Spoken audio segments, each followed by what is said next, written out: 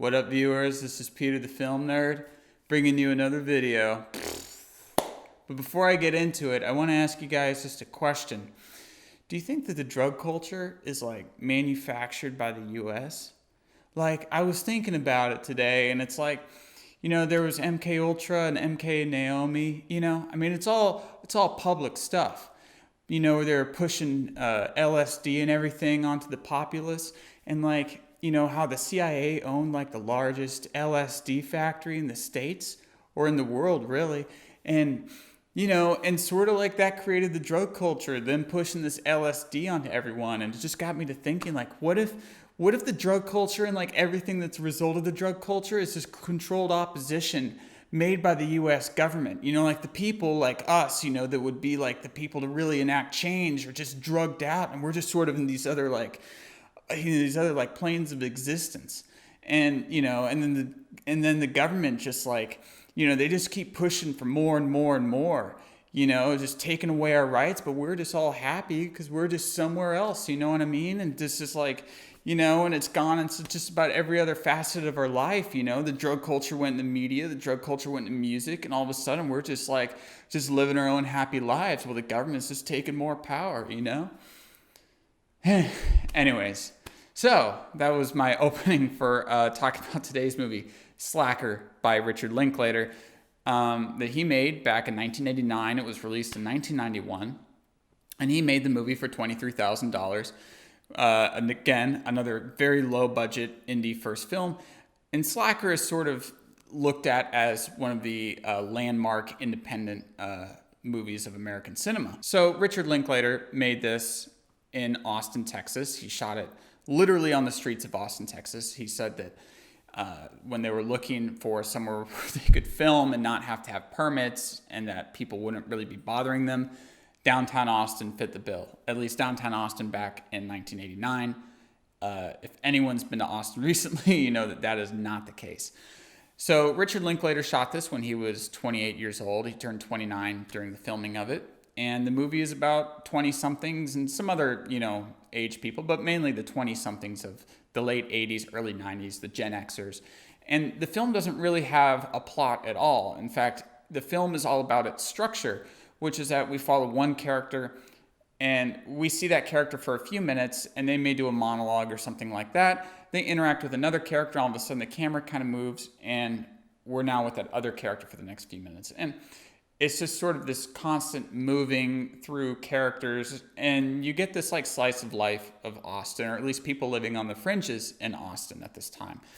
And it's a very interesting film. It's definitely more in the line with some of the art films of the 60s, especially like Robert Bresson and the Surrealists. Richard Linklater has brought up Louis Buñuel and The Discreet Charm of the Bourgeoisie being a big influence on this movie. And it's not really quite in line with the American films of the 80s. So Richard Linklater pulled off what a lot of people can't pull off, which is have a feature film that has a cast of over 100 people. And which is crazy, especially considering it was shot for $23,000. Now, there is a little bit more leeway with this because he shot it for $23,000, but a lot of the payments for crew and for cast he deferred. So when the movie was bought by Orion, they paid $100,000 for the movie, and he used that to pay some of the deferred payments that he had for the cast and crew. And it also got bought by a German television company for $35,000, and he used that as well to help with post costs and helping pay some people. So you can kind of add those two onto the film.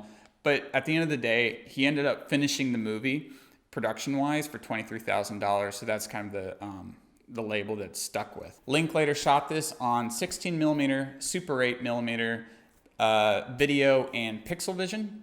Pixel Vision was a toy camera you could get for $99 at Toys R Us back in the 80s, and it's used in one scene. The final scene is shot on Super 8, and then some stuff was shot on video for the TVs, and it actually features what Linklater calls his first and last nude scene that comes up on a TV screen. And then most of it was shot on 16 millimeter. Although there is a bit on regular 8 millimeter that is projected early on in the film.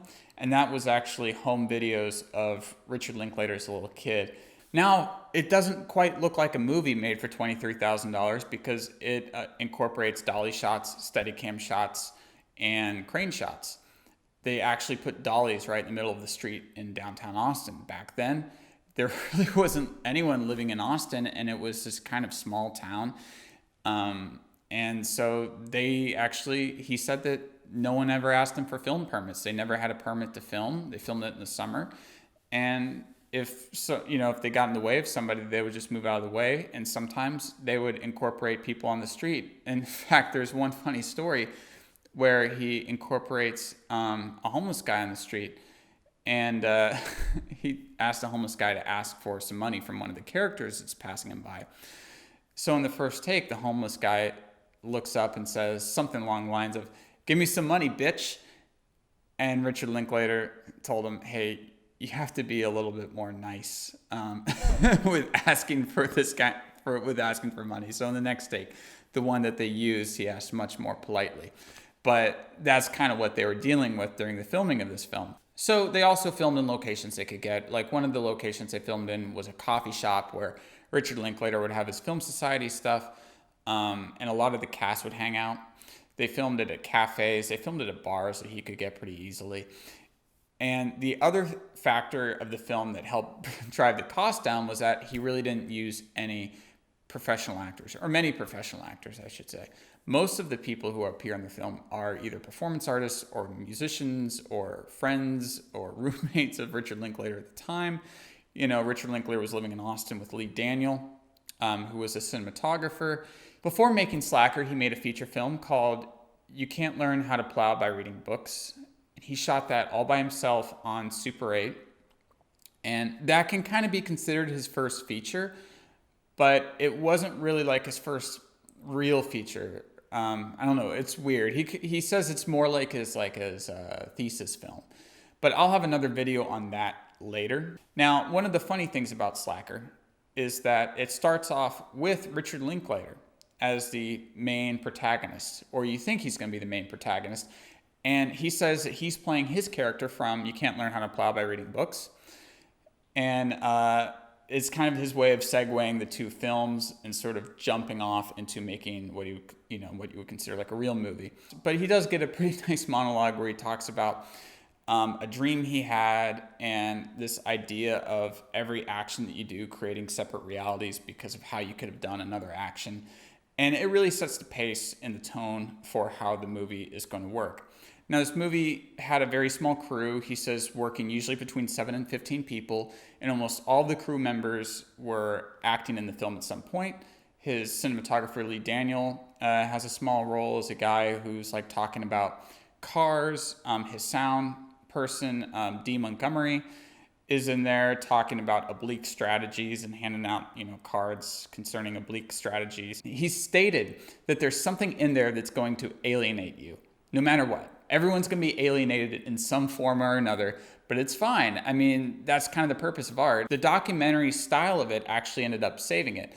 He almost never cuts in the film. He said that each cut of the film was a moral dilemma, that he wished he could just go the entire movie without ever making a cut, but that was impossible. It makes it seem like these are all real people. And he also workshopped all the dialogue beforehand, so instead of writing a traditional script, he would meet up with the actors a few days or the night before, and they would go through the scene, and he would really sort of hone in what their monologues would be. And they would rehearse it like crazy so that, when they got to the set, they knew exactly what they wanted to shoot, which is another great tip for shooting on a budget, especially if you're shooting film on a budget. And what that created was a more naturalistic way of expressing these monologues that fit the characters, because since he was working with non-actors, he had to really get them comfortable with what they were saying, and it was better if they could collaborate on what they were going to say rather than him giving them lines and saying, you got to say it, you got to put everything into it. And what he ended up getting was a great collaboration effort with these people, and some of these people, they really brought themselves into the film. Like the one guy that talks about JFK conspiracy theories is actually a JFK assassination theorist who knows so much about it that Richard Linklater said that like he seems like an amateur compared to this guy. This guy actually wrote a book, I believe, called Conspiracy A Go-Go.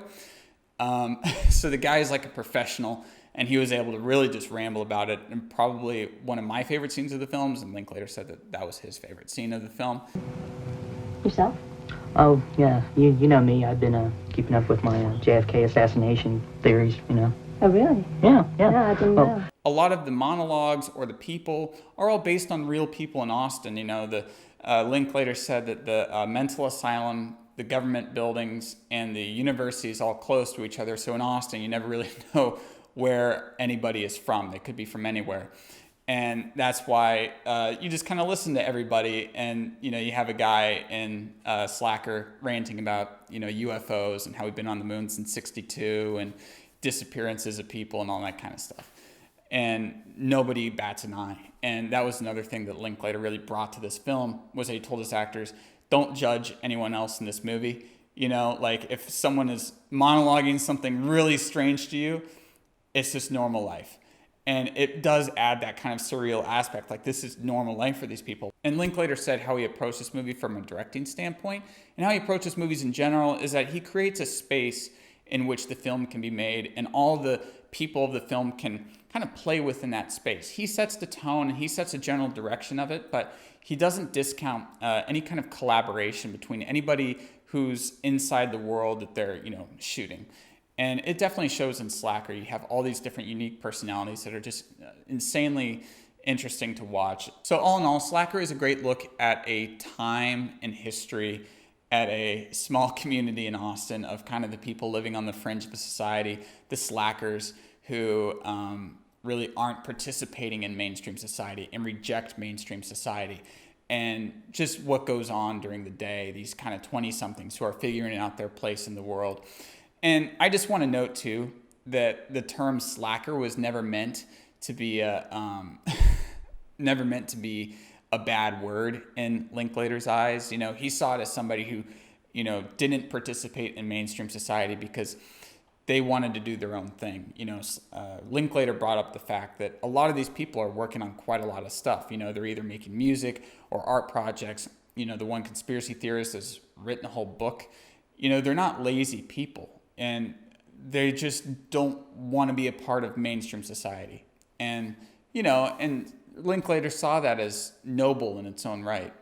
So you should really check it out if you're into independent movies or just something that's kind of left of center. And yeah, so that's about it. Please smash that like, smash that subscribe if you want. And I'll see you in my next video.